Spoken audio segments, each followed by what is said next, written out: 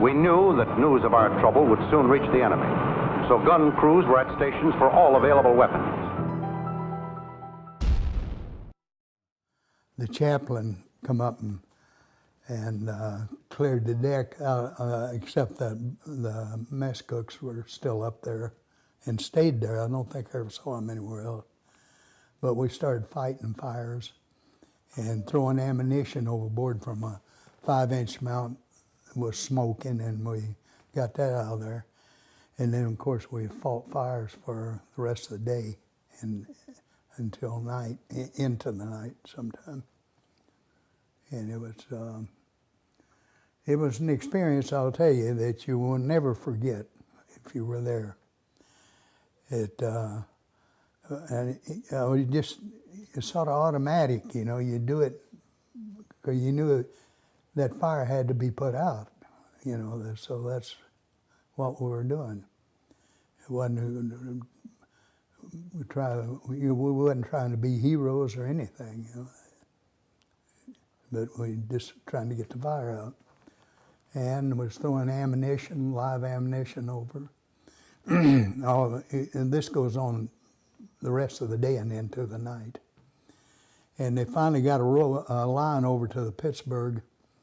And I keep saying Pittsburgh, and I'm not sure if it was Santa Fe or the Pittsburgh, one of them. And they towed us out of there, and I don't know, sometime during the night we got under on power, 14 knots, and they cut us loose. And we went from there to Ulithi. And they welded up a bunch of holes, and we were there a day or two, and finally got something to eat there, because we, you know, everything was flooded. All of our chow, we threw it overboard.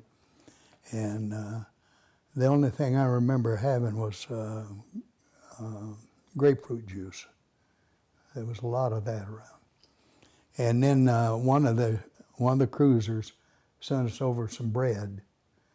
And then the next day or two, we'd you know, took on supplies. We had our own food.